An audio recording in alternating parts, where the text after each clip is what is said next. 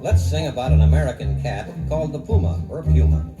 He's also called cougar, catamount, painter, Indian devil, brown tiger, mountain demon, and many other names.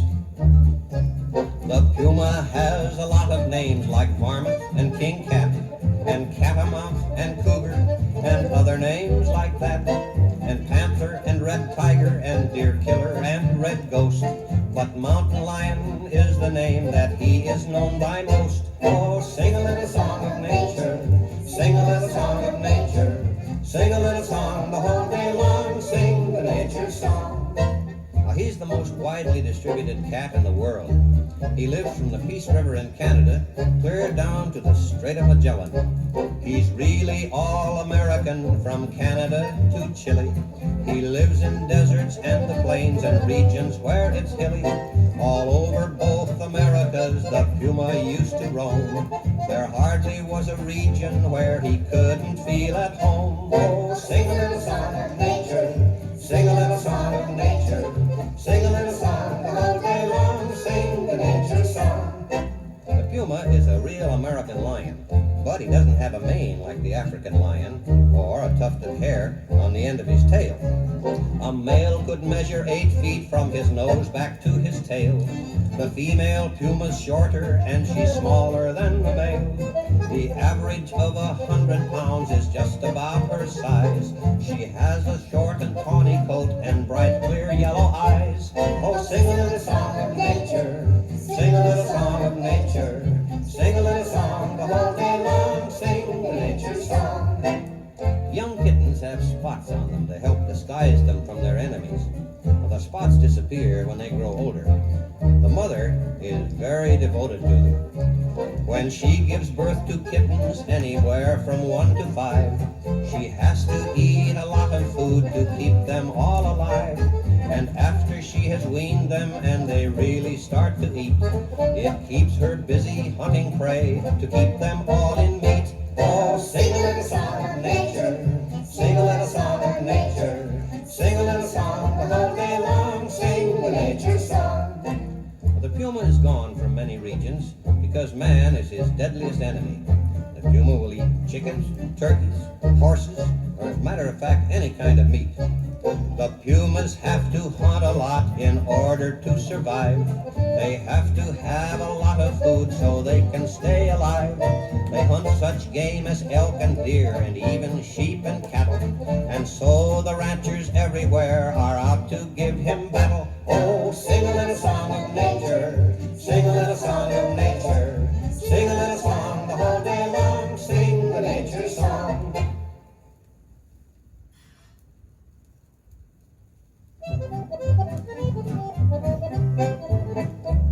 One day a mother eagle was out searching for some food to take home to her eaglets. They were quite a hungry brood.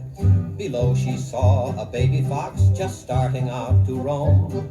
She grabbed him in her talons and she headed for her home. Oh, listen to the story Aesop told, Aesop told, Aesop told. Listen to the story Aesop told that I am telling you. The mother fox was frantic as she heard her baby's cries and begged the eagle to turn him loose. She begged with tear-filled eyes. The eagle felt her nest was safe so high up in the tree and wouldn't listen to the fox, and she ignored her plea. Oh, listen to the story Aesop told, Aesop told, Aesop told. Listen to the story Aesop told that I am telling you. The mother fox was very wise and didn't lose her head. She didn't stand there motionless, she went to work instead. She ran to where a fire burned and grabbed a burning stick and stopped below the eagle's tree, a very clever trick. Oh, listen to the story Aesop told, Aesop told, Aesop told. Listen to the story Aesop told that I am telling you. The eagle in her nest above, before their meal had started, saw what the fox was going to do and knew she was outsmarted. The eagle knew the old dead tree would soon be all aflame and burn her nest and babies, and of course she'd be to blame. Oh, listen to the story Aesop told, Aesop told, Aesop told. Listen to the story Aesop told that I am telling you. The eagle said, "Oh, Mrs. Fox, apologies are due you. If you will spare my babies, I will bring your cub back to you." So here we see the golden rule is once again repeated, that we should treat all others in the way we would be treated. Oh, listen to the story Aesop told, Aesop told, Aesop told. Listen to the story Aesop told that I am telling you.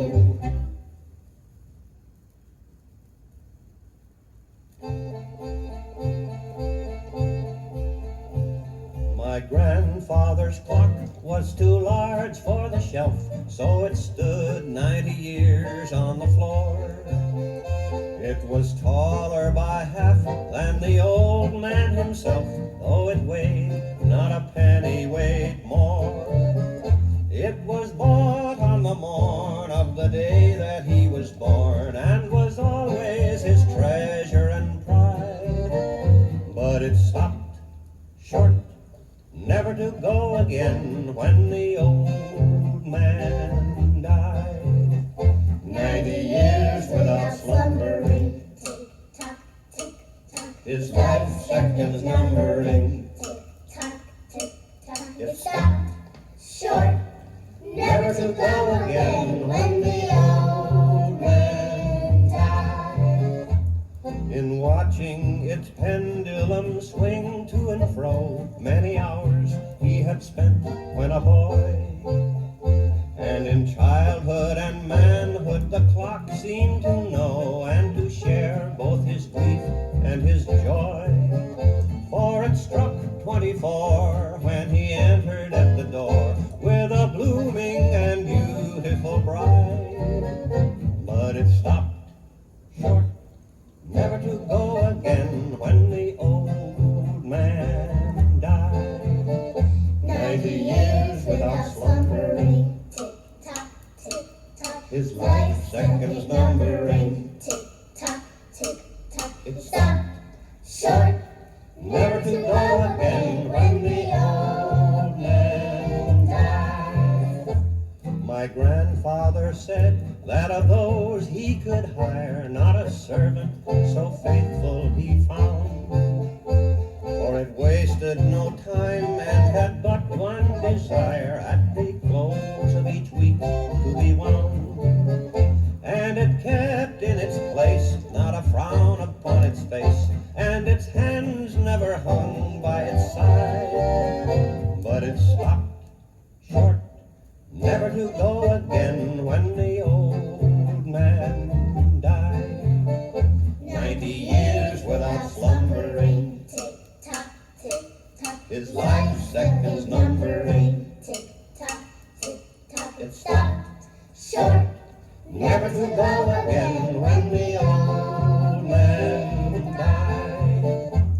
It rang an alarm in the dead of the night, an alarm that for years had been dumb. And we knew that his spirit was pluming for flight, that his hour for departure had come. Still the clock kept the time with a soft and muffled chime, as we silently stood by his side. But it stopped short, never to go again, when the old man died. 90 years without slumbering, tick-tock, tick-tock. his life seconds numbering. Tick-tock, tick-tock. It stopped short, never to go again, when the old man died.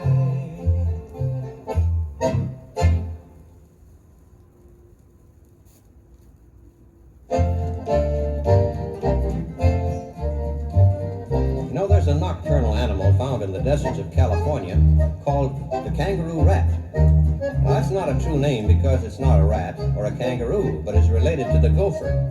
Out in the western desert country in the USA, there lives a little animal who's seldom seen by day. The kangaroo rat is what he's called, but this name isn't true, for he is not a rat at all, and he's not a kangaroo. Oh, sing a little song of nature, sing a little song of nature. Sing a little song the whole day long, sing the nature song. He gets his name because he looks something like a rat and hops like a kangaroo. You know, when he's frightened, he hops straight up in the air for a foot or more. He has short front legs and a tail that's much longer than his body. His legs in front are very short. He uses them like hands and uses just his hind legs as he hops across the sand. His tail is long and on the end it has a tuft of hair to help him steer a true course as he hops up in the air. Oh, sing a little song of nature, sing a little song of nature, sing a little song the whole day long, sing the nature song. He has many enemies, but his quickness and his burrow in the sand are his great protection. Now, if he's not sure of something, he will turn around and kick sand at it with his hind legs. Their burrows are protection from a prowling snake or owl, or coyotes, skunks, or bobcats, or a fox who's on the prowl. And in the desert, there's a bush with lots of thorny stalks, which he can get beneath and be protected from the hawks. Oh, sing a little song of nature, sing a little song of nature, sing a little song the whole day long, sing the nature song. Now, kangaroo rats live mainly on desert grasses and seeds. They use vegetable down, chaff, and dry grasses to line the nesting room, which is usually at the end of a lower passage, as deep as 4 feet below the ground. He is a vegetarian and lives on grass and seeds. Though deserts may look barren, he can gather all he needs. He packs his cheeks so full it looks just like he has the mumps. Then he hurries to his storeroom as across the sand he jumps. Oh, sing a little song of nature, sing a little song of nature, sing a little song the whole day long, sing the nature song. The kangaroo rat is one of the few animals who never drinks water. Water for his bodily needs is produced through the digestive processes from the dry and starchy foods which he eats. Now, he never touches water from the day that he is born. He never even drinks a dewdrop in the early morn. But yet he often takes a bath by rolling in the sand. Oh, if we could all keep clean like that, then wouldn't that be grand? Oh, sing a little song of nature, sing a little song of nature, sing a little song the whole day long, sing the nature song.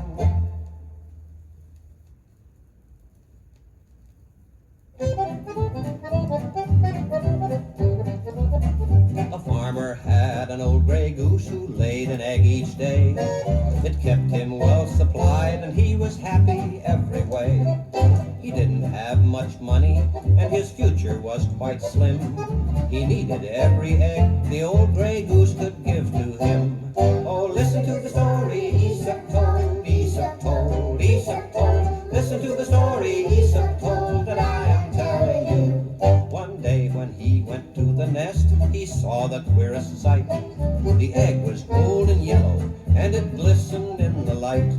He thought someone had played a trick and left this egg instead, 'cause when he picked it up, the egg was heavier than lead. Oh, listen to the story Aesop told, Aesop told, Aesop told. Listen to the story Aesop told that I am telling you. He took the egg up to the house, or so we have been told, and he discovered then the egg was made of purest gold. The farmer was delighted, and he knew he had been blessed, and every day he found a golden egg inside the nest. Oh, listen to the story Aesop told, Aesop told, Aesop told. Listen to the story Aesop told that I am telling you. He soon became quite wealthy and had more than he could need. But still he wasn't satisfied, his heart was full of greed. He said, I know what I will do. I'll kill the old gray goose, and I'll take all the gold she has and put it to good use. Oh, listen to the story Aesop told, Aesop told, Aesop told. Listen to the story Aesop told that I am telling you. So foolishly the farmer did the very thing he said, and so before the sun went down the old gray goose was dead. But when he looked inside the goose, his heart was filled with sorrow. There was no gold and there would be no golden egg tomorrow. Listen to the story.